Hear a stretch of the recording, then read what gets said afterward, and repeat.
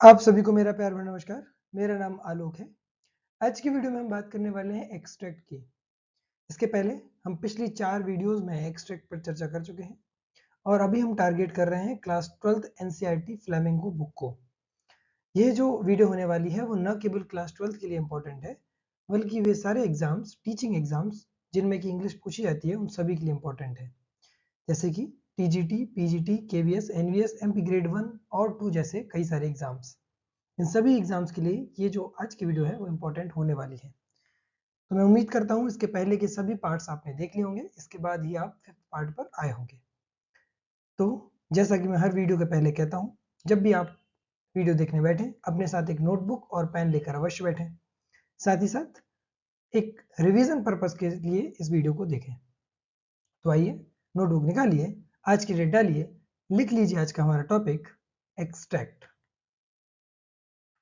तो आइए शुरू करते हैं इस एक्सट्रैक्ट को पढ़ना। सबसे पहले हम एक्सट्रैक्ट को पूरा पढ़ लेते हैं, फिर इसके बाद हम इसके लाइन बाय लाइन एक्सप्लेनेशन की तरफ चलेंगे। तो आइए शुरू करते हैं। तो एक्सट्रैक्ट है कुछ इस तरीके से कि Y do you do this? I ask Sahib whom I encounter every morning scrounging for gold in the garbage dump of my neighborhood. Sahib left his home long ago. Said amidst the green field of Dhaka, his home is not even a distant memory. There were many storms that swept away their fields and homes. His mother tells him. That's why they left, looking for gold in the big city where he now lives. I have nothing else to do, he muttered, looking away. Go to school, I say glibly, realizing immediately how hollow the advice must sound. There is no school in my neighborhood. When they build one, I will go. तो ये जो हो गया हमारा पूरा का पूरा extract हो गया। लेकिन हम सीधे अभी क्वेश्चन आंसर्स की तरफ स्विच नहीं होंगे, हम पहले इसके लाइन बाय लाइन एक्सप्लेनेशन को समझेंगे। आइए, तो हम इसके लाइन बाय लाइन एक्सप्लेनेशन को शुरू करते हैं कि why do you do this? I ask Sahib whom I encounter every morning scrounging for gold in the garbage dump of my neighborhood. मैंने पूछा, ये मैं कौन है? ये है अनीश जंग। कौन है? अनीश जंग। अनीश जंग कौन है? इस चैप्टर की राइटर। और ये चैप्टर कौन सा है? Lost spring. तो लॉस्ट स्प्रिंग नाम का जो चैप्टर है उसके राइटर कौन है? अनीश जंग है। उन्होंने पूछा साहिब से कि साहिब ये काम तुम क्यों करते हो, है ना? जिसे, है ना, किससे पूछा? साहिब से पूछा, क्योंकि साहिब उनको कहाँ मिलता था? प्रतिदिन सुबह मिलता था, सर्च करते हुए, ढूंढते हुए। क्या? गोल्ड। कहाँ पर? उस गार्बेज डम में, जो कि उनके घर के पास में था। किनके घर के पास में था? अनीश जंग के घर के पास में था। Sahib left his home long ago. Sahib ने अपना घर कई सालों पहले छोड़ दिया। यहाँ घर का मतलब है द नेटिव प्लेस, जो उनकी वास्तविक, जो उनका शहर है या वास्तविक देश है, उन्होंने कई सालों पहले छोड़ दिया। जो कि कहाँ पर सिचुएटेड है?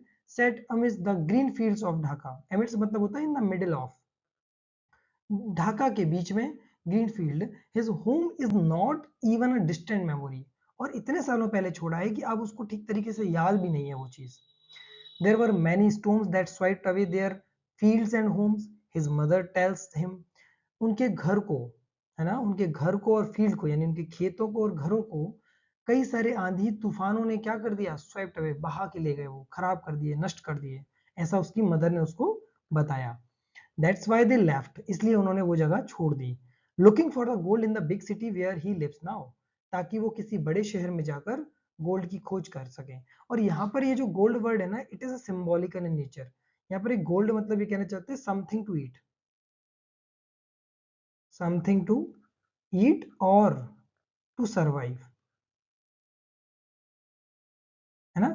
समथिंग टू ईट और समथिंग टू सर्वाइव, यानी कि सर्वाइव करने के लिए कुछ दो चार पैसे मिले भाई, ताकि जीवन यापन कर सके। क्योंकि जहां वो रहते थे वहां इतने आंधी तूफान आते थे, इतनी बाढ़ आती थी, इतना तूफान आते थे कि वो जो भी घर बनाते थे, जो भी फसल लगाते थे, वो सब नष्ट हो जाती थी। आगे लिखते हैं, I have nothing else to do, he muttered looking away. उसने इग्नोर करते हुए, लुकिंग अवे मतलब एक नजर घुमाते, नजर फेरते हुए उसने कहा कि I have nothing else to do. मैं क्या करूं? उन्होंने पूछा था ना कि why do you do this, तो उसने बताया कि I have nothing else to do, मेरे पास और कुछ करने को है भी नहीं। तो उन्होंने रिप्लाई किया, अनीश जंग कहते हैं इस बात पे, कि गो टू स्कूल, आई से गिल्बली, मैंने कहा, क्या कहा? गिल्बली। गिल्बली मतलब होता है superficially. Go to school, school चले जाया करो। है ना, मैंने एक सुपरफिशियल तरीके से कहा, बिना मतलब बहुत सीरियसली लेके नहीं कहा, मतलब यूं ही कह दिया कि कहाँ चले जाया करो, स्कूल चले जाया करो, इससे बढ़िया। Realising immediately how hollow the advice must sound, और ये बात जानते हुए कि मेरी जो एडवाइस है वो कितनी हॉलो साउंड करी, कितनी खोखली है। There is no school in my neighbourhood, Saheb कहता है कि मेरे आस पड़ोस में कोई भी स्कूल नहीं है। When they build one I will go, जब वो बनवा देंगे तब मैं चला जाऊंगा। और दे मतलब यहाँ पर है एक्चुअली गवर्नमेंट को कह रहा है, वो इसको कह रहा है गवर्नमेंट को, गवर्नमेंट बनवा देगी जिस दिन, उस दिन मैं चला जाऊंगा।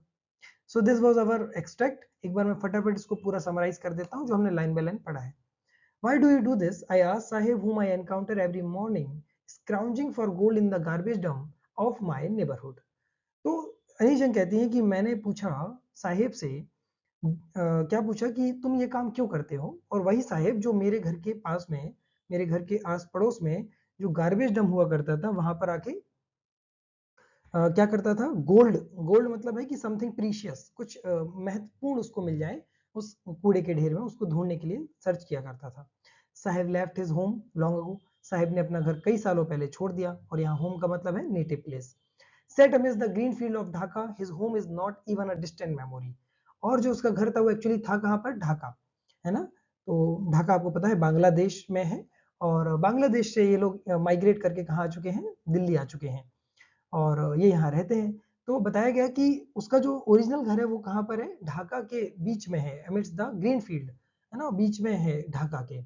There were many stone that swept, माफ करिएगा, his home is not even a distant memory, और अब उसका जो घर है वो उसके लिए मतलब याद भी नहीं है ठीक तरीके से कि वो कैसा था और कहाँ था। There were many stone that swept away their fields and homes, his mother tells him, कि उसका जो घर था और उसके जो खेत थे वो सब क्या हो गए, नष्ट हो गए, किसके कारण, आंधी और तूफान के कारण, ऐसा उसकी मदर ने उसको बताया।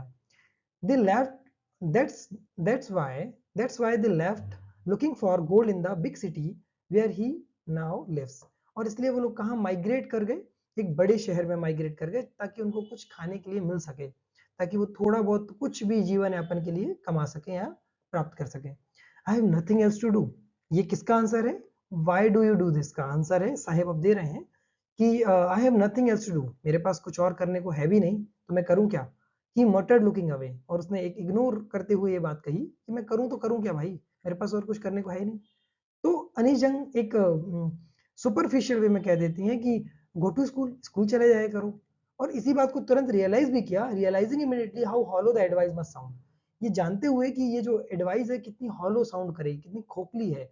जानती थी वो कि देखो भाई वो स्कूल नहीं जा सकता है क्योंकि आसपास कोई स्कूल है नहीं, और यही बात आगे चल के साहिब ने कही भी थी कि there is no such, there is no school, ये मैं यहाँ पढ़ रहा हूँ, देर इज, यहाँ से, there is no, there is no school in my neighbourhood, कोई स्कूल नहीं है मेरे आसपास, आस पड़ोस में।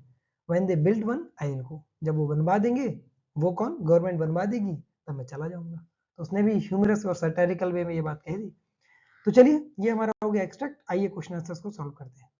तो आइए, अब हमने एक्सट्रैक्ट पूरा पढ़ लिया है, और हमारे सामने फर्स्ट क्वेश्चन है, who is I in the above line, क्या बात है, बढ़िया क्वेश्चन है।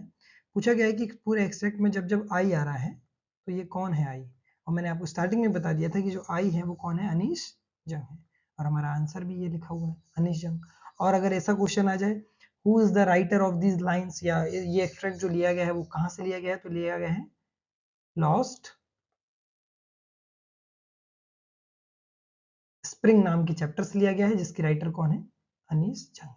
ठीक है, आई होप आपको ये क्वेश्चन समझ में आ गया होगा, और आपने भी इजीली टैकल इसको कर लिया होगा। आइए नेक्स्ट क्वेश्चन की तरफ चलते हैं। नेक्स्ट क्वेश्चन है, which chapter has this extract been taken from, लीजिए जो मैंने बोला था वही की वही बात आ गई। तो ये लॉस्ट स्प्रिंग ही इसका करेक्ट आंसर है, फर्स्ट ऑप्शन ही हमारा हो गया सही। लास्ट लेसन आपको पता होना चाहिए, ये विलियम डगलस, सॉरी अल्फांसो डोरेट के द्वारा लिखा हुआ है, डीप वाटर विलियम डगलस के द्वारा लिखा हुआ है, और द रेड ट्रैप किसके द्वारा लिखा गया है, लेस्ली नॉरिश के द्वारा लिखा गया है। तो ये तीनों हमारे करेक्ट आंसर नहीं है, लेकिन हमको पता होना चाहिए कि हमारी ही फ्लेमिंगो बुक के चैप्टर्स हैं ये, तो इनके बारे में हमें आइडिया होना चाहिए। चलिए आगे बढ़ते हैं नेक्स्ट क्वेश्चन की तरफ। सो अगला क्वेश्चन, क्वेश्चन नंबर 3 की तरफ चलते हैं, और क्वेश्चन है, what does the word amidst mean. तो एमिट्स का मतलब क्या होता है हमें बताना है, तो इसका आंसर भी बिल्कुल फर्स्ट वाला ही है भाई, है ना, इन द मिडिल ऑफ, मैंने बताया था कि he was living in the midst of the green field of Dhaka, तो बीच में रहता था, तो इसका मतलब क्या होता है, in the middle of, in the corner of नहीं होता है, in the right of, left of भी नहीं होता है। सो ऑब्वियसली फर्स्ट आंसर हो गया, तो बाकी 3 तो गलत होंगे ही होंगे। तो आइए नेक्स्ट क्वेश्चन की तरफ चलते हैं और क्वेश्चन नंबर 4 देखते हैं क्या है। क्वेश्चन नंबर 4 है हमारे सामने, what does the word glibly means, ग्लिबली।